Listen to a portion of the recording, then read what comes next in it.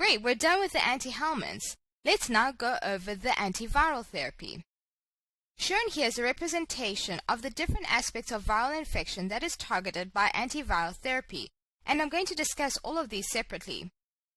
So, we have antivirals that target uncoating, those that target guanine nucleotide synthesis, those that target release of progeny virus, a few different drugs that target nucleic acid synthesis, a group that targets glycoprotein synthesis, and finally, a class that targets late protein synthesis. Let's go over these in more detail. Let's start with these anti-influenza medications. Their overall mechanism is that they target the release of progeny virus. Zanamivir and oseltamivir work by inhibiting influenza neuraminidase, which decreases the release of progeny virus, and have utility against both influenza A and B. Note that they have to be used early in the infection to have any effect. Remember, I explained to you that neuraminidase is for no, so that is the cell kicking the virus out. It is the exit protein of the virus. Next up, we have ribavirin. It is used in the treatment of RSV and chronic hepatitis C. This image shows cirrhosis due to hepatitis C infection. Ribavirin competitively inhibits IMP dehydrogenase, thus inhibiting the synthesis of guanine nucleotides. Alright, let's talk about acyclovir.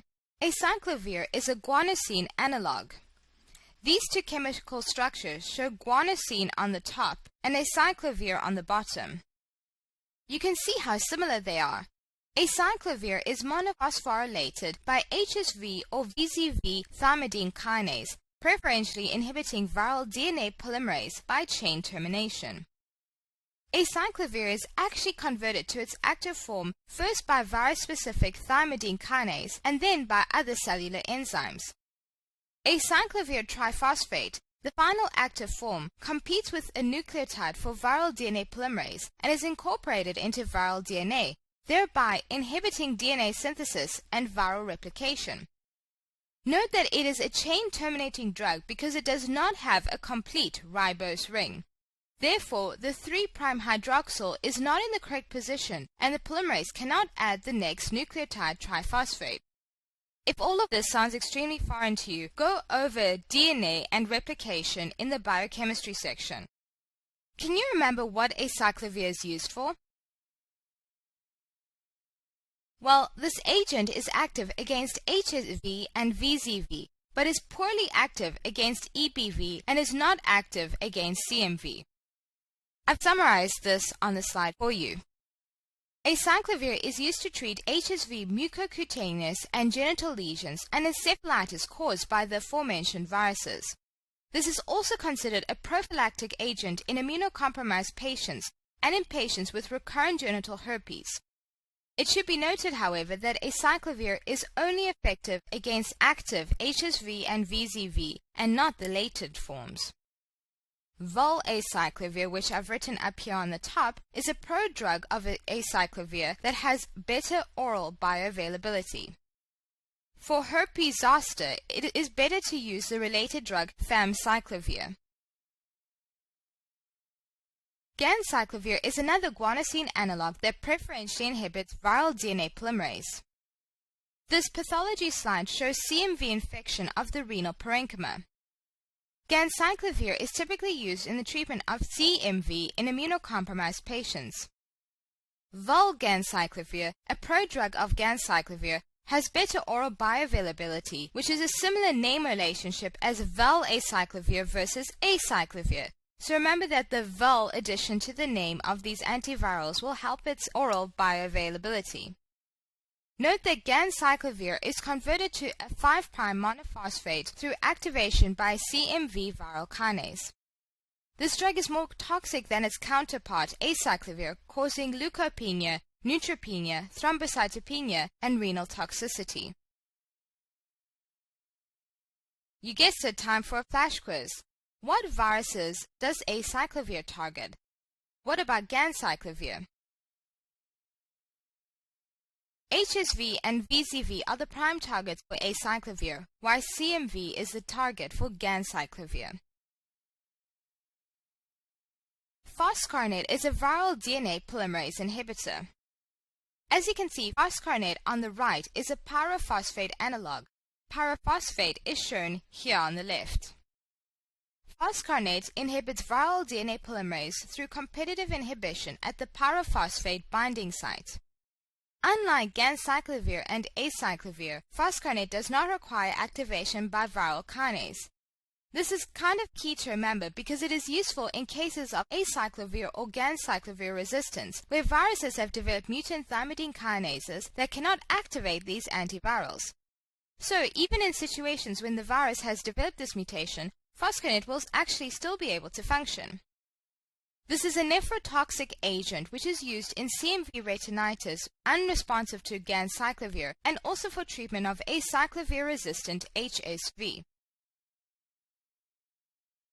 Cidofovir, this is a drug that preferentially inhibits viral DNA polymerase, but like phoscarnet does not require phosphorylation by viral kinase. It is useful in treating CMV retinitis and acyclovir-resistant HSV. It is actually more potent than phoscarnet, but has much greater toxicity. It notably causes irreversible nephrotoxicity. Again, time for flash quiz. Let's organize the antivirals based on the viral disease. I'm trying to help you drill this in, so bear with me. What antivirals do you use for HSV? What if resistance develops? Which antiviral for herpes zoster? And what about for CMV? Great, I'm so glad you caught all of this on. To treat HSV, use acyclovir or valacyclovir. If acyclovir resistant, use phoscarnet or cidofovir. To treat zoster, use famciclovir. To treat CMV, use ganciclovir, phoscarnet, or cidofovir. Alright, let's now go over the different types of HIV therapy. As you can see here, the antiretrovirals have a wide range of mechanism of action. Do you know what CD4 count you should start a patient on antiretrovirals? Well, the answer is CD4 counts less than 500, but highly active antiretroviral therapy is also initiated when patients present with high viral load or an AIDS-defining illness. The combination of typically 3 drugs helps prevent resistance, much in the same way that multi-drug therapy has evolved in the treatment of tuberculosis. The typical regimens used in the treatment of HIV consist of either 2 nucleoside reverse transcriptase inhibitors or NRTIs plus a drug from any other group of antiretrovirals. This could be a protease inhibitor, an NNRTI, or an integrase inhibitor, for a total of 3 drugs. Let's go through the different types of antiretrovirals. We will first discuss the protease inhibitors, all of which have names ending in navir. The mnemonic never-tease a protease can help you remember this. The way these drugs work is that they prevent the maturation of new viruses by inhibiting the action of HIV-1 protease. This viral enzyme, which is found on the pol gene, cleaves some of the precursor polypeptides into their functional parts, an integral step in the assembly of virions. Most of the protease inhibitors are actually administered as a combination with ritonavir, which helps boost the effect of the other protease inhibitors by slowing down their hepatic breakdown. Ritonavir is a notable cytochrome P450 inhibitor. As you will notice as we discuss the antiretroviral medications, their unpleasant side effects are an unfortunate complication of their administration. The proteases are associated with adverse reactions such as hyperglycemia, nausea, diarrhea, and lipodystrophy. Do you know what lipodystrophy is? Lipodystrophy is often seen as a buffalo hump, an accumulation of fatty tissue at the back of the neck. Next up, we have the NRTIs, which are typically referred to by their respective acronyms. These drugs work through competitively inhibiting the attachment of the next nucleotide triphosphate by reverse transcriptase because the NRTIs do not have a 3' hydroxyl. As a result, this terminates the DNA chain. Unlike acyclovir, They do not require a viral thymidine kinase for their activity, although they may require a cellular kinase. ZDV, which was formerly known as AZT, warrants particular mention as it is one of the most widely used NRTIs and has particular utility as general prophylaxis, such as in needle stick exposure of healthcare workers and in pregnancy to reduce the risk of fetal transmission.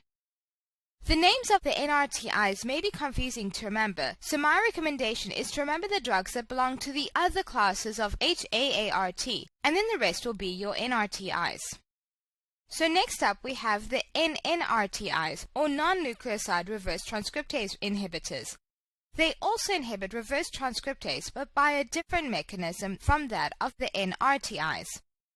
The NNRTIs are actually not incorporated into DNA, so they are not chain-terminating drugs, and they also do not require phosphorylation to be active. They all have a VIR in the middle of their names. So some examples are nevirapine, efavirenz, and delavirdine. However, note that tenofovir and abacavir, which have vir at the end of their names, are actually NRTIs and not NNRTIs. It takes a little bit of caution to go over the different names of the HIV drugs, but as long as you are generally familiar with them, you should be fine. So some of the side effects of the reverse transcriptase inhibitors include bone marrow suppression, particularly with zidovudine. This image here on the left shows neutropenia due to bone marrow suppression. Another side effect is peripheral neuropathy with stavudine and zolcitabine. Lactic acidosis is classically associated with the nucleosides, and non-nucleosides are more likely to cause rash, which can be as severe as a full-blown Stevens-Johnson syndrome. Raltegravir is the only drug in the class of integrase inhibitors, which inhibit integration of the DNA copy of the HIV genome into host cell chromosome by inhibiting HIV integrase. A side effect of this drug is hypercholesterolemia. This familiar image from the virology section is supposed to refresh your memory about the receptors, co-receptors, and proteins used to fuse HIV to the cells. Fusion inhibitors act on these interactions. For example, enfivirtide binds GP41, while marovirok will bind CCR5 on the T cells, preventing the co-receptors' interaction with GP120. And that's it for HIV therapy. Let's move on. Interferons are glycoproteins synthesized by virus-infected cells that block the replication of both RNA and DNA viruses. Certain interferons warrant mention. For example, interferon alpha is used for chronic hepatitis B and C and Kaposi sarcoma. These two images show hepatitis B virions on the left and Kaposi sarcoma here on the right. So interferon beta and gamma are not used as antimicrobials but are included here for completion. So interferon beta is used for treatment in multiple sclerosis. Go over to the neurology section for more information on multiple sclerosis. Interferon gamma is used for patients with NADPH oxidase deficiency. So now we're going to talk about the antibiotics that should be avoided in pregnancy. Sulfonamides cause kernicterus, which is shown on this MRI. The arrows indicate hyperintense basal ganglia lesions. Aminoglycosides are associated with ototoxicity. Fluoroquinolones are associated with cartilage damage. Clarithromycin is frankly embryotoxic. Tetracyclines are classically associated with discoloration of teeth as well as inhibition of bone growth. Ribavirin as well as griseofulvin are teratogens. Chloramphenicol causes gray baby syndrome. The mnemonic to help you remember this is Safe Children Take Really Good Care, which represents the letters of the antibiotics which you should be avoiding in pregnancy.